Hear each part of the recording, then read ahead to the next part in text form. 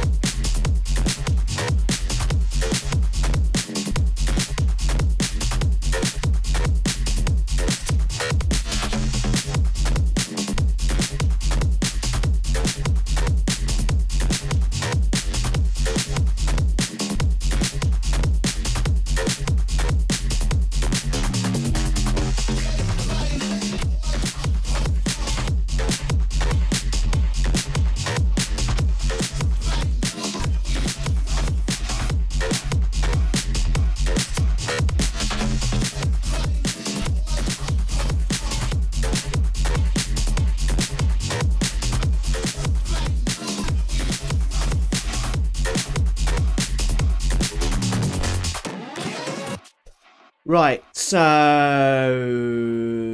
as you probably know by now, I use a lot of the material that I am given as stems to make the remix. This one's no exception.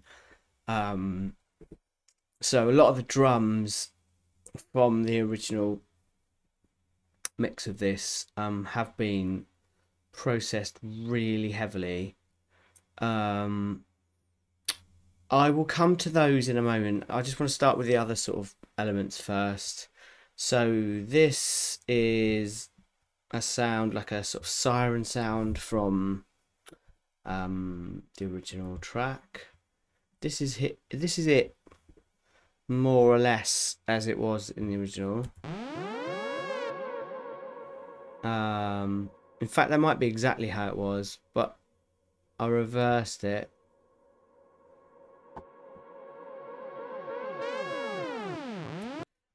So it kind of looks like that. I've also made a layer of it through various effects which have now been various granular effects actually that have now been baked into the audio, so I can't show you those bits, but it kind of phases the whole thing, and then that's reversed too.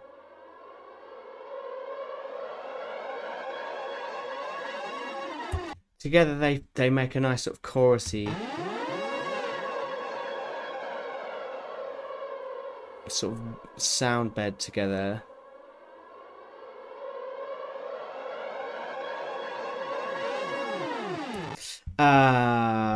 Next up. Right. This is going to take some explaining.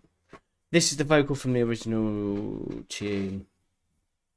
And I'm still obsessed with the frequency splitter in Bitwig. What I'm doing is a little bit convoluted for what you're actually hearing, to be honest. I kind of just kept messing around with this until I got something that I liked. Because the frequency splitter has 4 bands. Let me just take the. I thought the info thing was off. Never mind. Yeah, it has 4 bands. That can be sort of tricky to automate because it would require 4 lanes of automation. However, I had this brainwave to use this XY modulator. So this is actually the X and the Y are assigned to different dials on the frequency splitter, and then when it's running, it just goes to the 4 quadrants of the XY and turns them. Each corner basically is one. Oh no, sorry. What each XY is one parameter in positive and the other one in negative. So it makes them all kind of switch on and off in sequence. So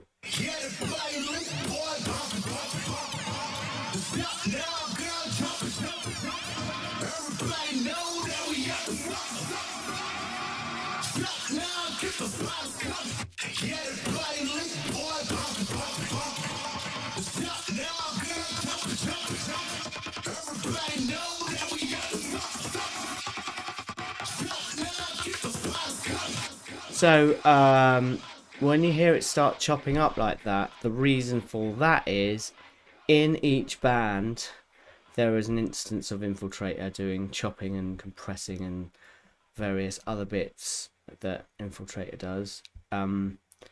So yeah, I've been having loads of fun with that. Then if you start moving the splits of the bands around, you get into all sorts of strange sort of spectral territory. This is the more like heavily chopped one, and then you can hear that side chain kicking really heavily. So that's the frequency splitter. After that, in the chain, I've got a bit of soothe, working quite hard, as you can see. This is my new favourite compressor in the world, the Bitwig Compressor Plus. Basically, it's got multiband. It's got multiband shaping without it actually being a multiband compressor.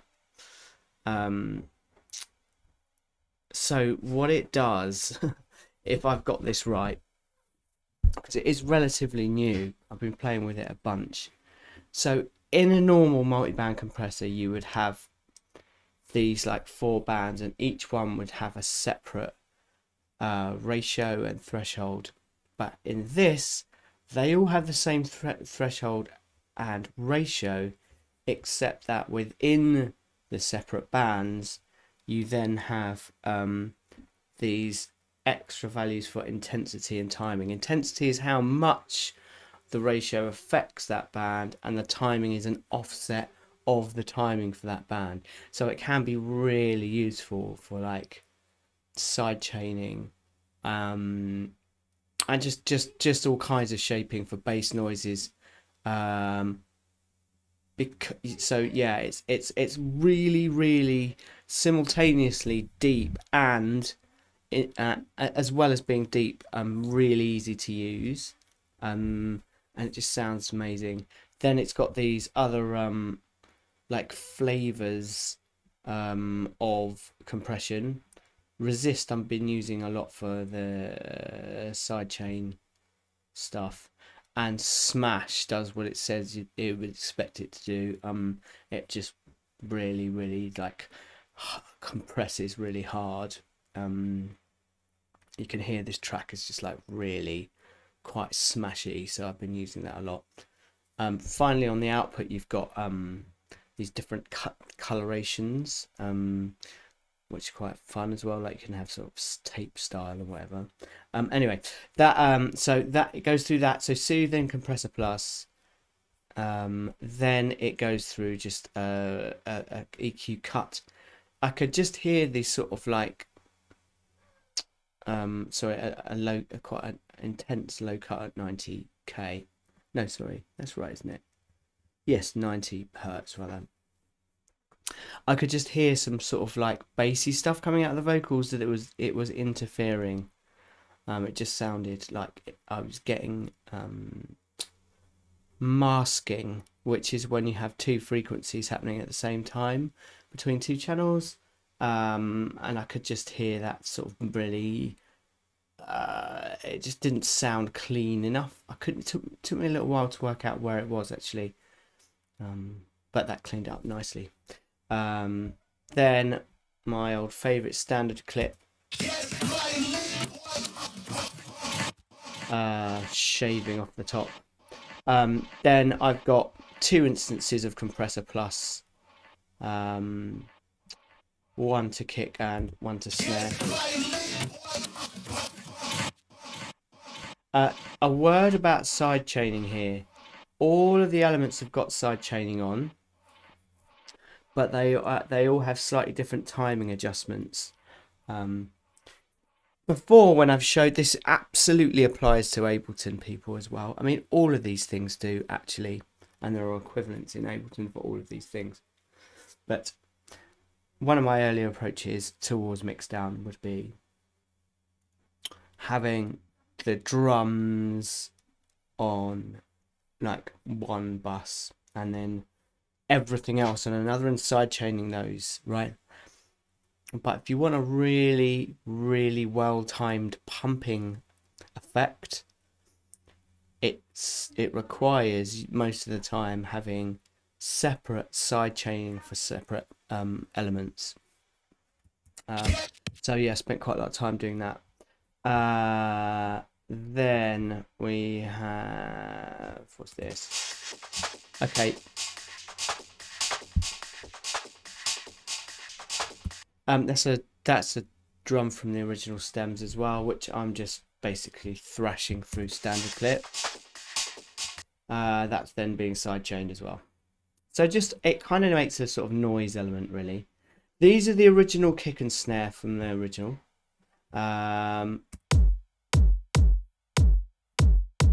If I turn all these on, you can see how different it is from the original one.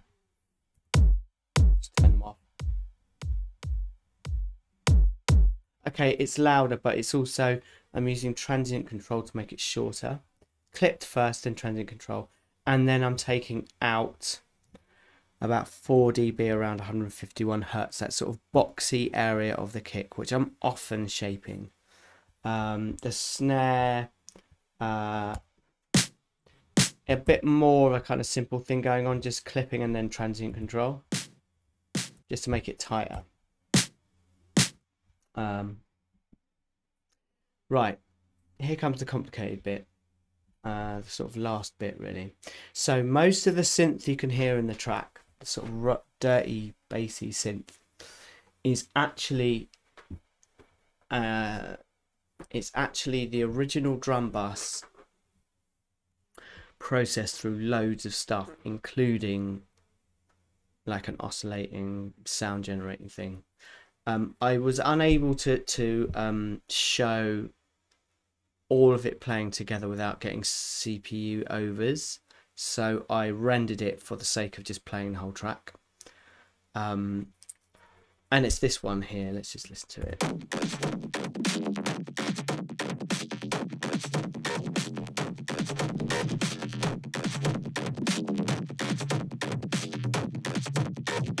And then when it drops,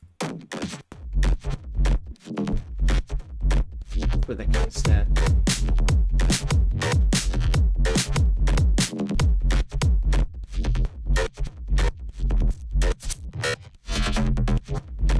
And then we've got this. So yeah, that I will now show you. It's all on this channel here, which I'll just make active. Hopefully it'll let me play. Yeah, it should do actually.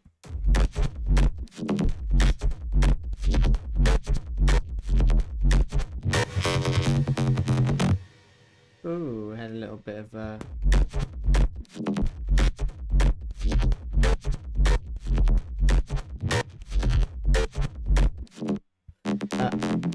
this one. Let's just have a look at what's actually involved here. So if I turn all of the effects layers off, you can hear it is just a drum group. Much quieter. What's actually happening is the drums are going through the vocoder, the Bitwig vocoder. I'll just turn that off so you can hear. There it is without it.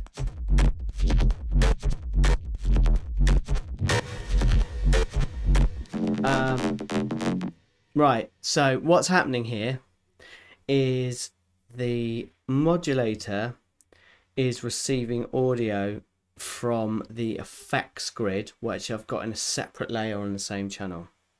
So that's what's modulating, that's what's giving it the actual like tone of a synth kind of thing.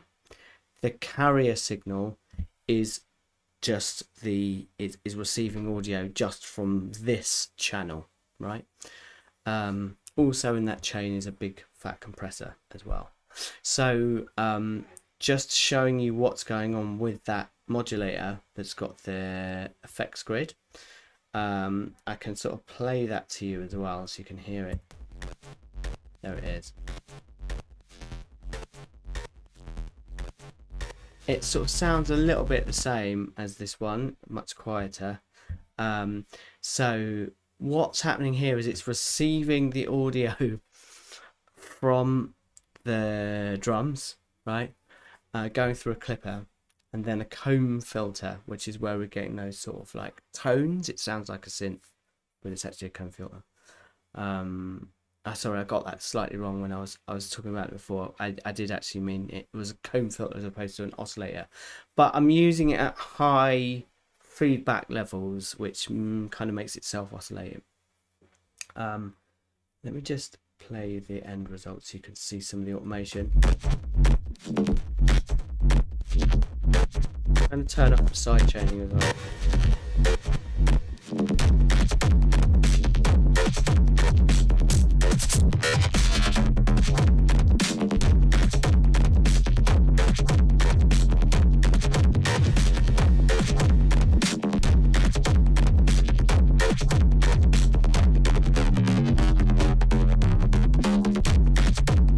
Yeah, so you can these modulators here are obviously moving various bits, the crossover, the feedback level.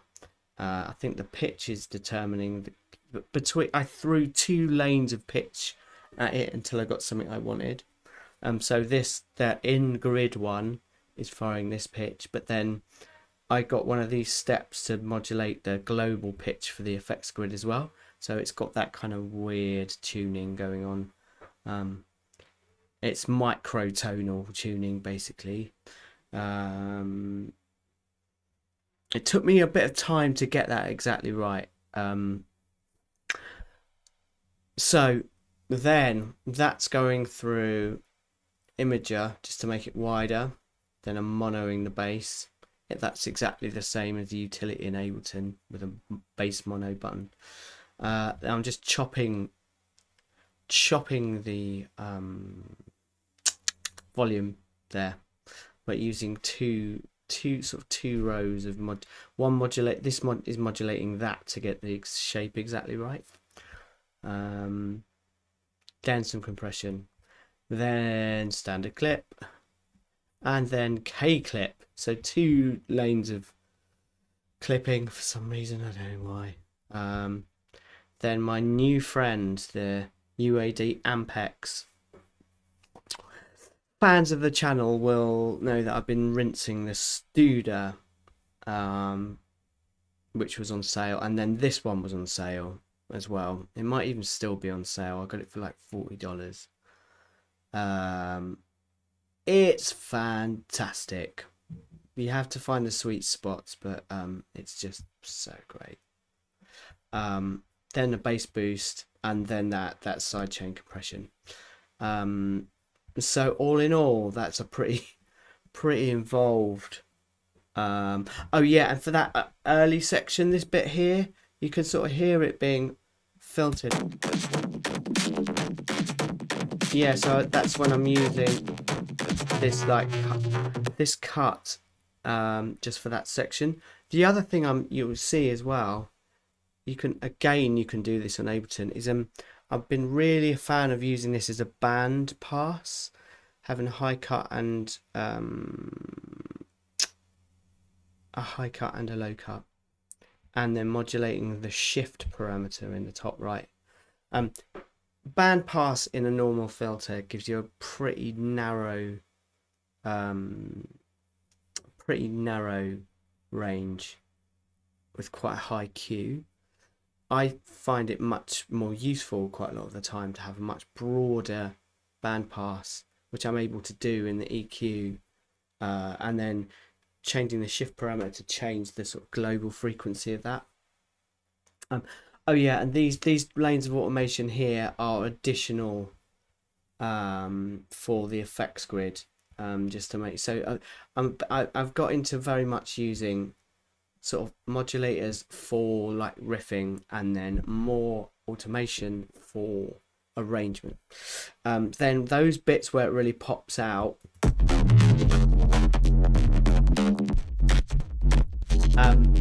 yeah, I'm like, basically, as you can see, I cut the drums in these moments, and then those comb filtery sort of sounds really pop through. So with something as hard pumping sidechained as this, taking out the drums is as much of a tool in the arrangement, because it's going to just force everything that's sidechained to suddenly go rah, here I am kind of thing. You do have to be careful with that as well. So yeah, I need to finish this, which I'm going to be doing over the next couple of days. Yeah, that's kind of it. And then there's there's a delay send and a reverb send. I was just using the Bitwig peak limiter at the moment for the end of chain.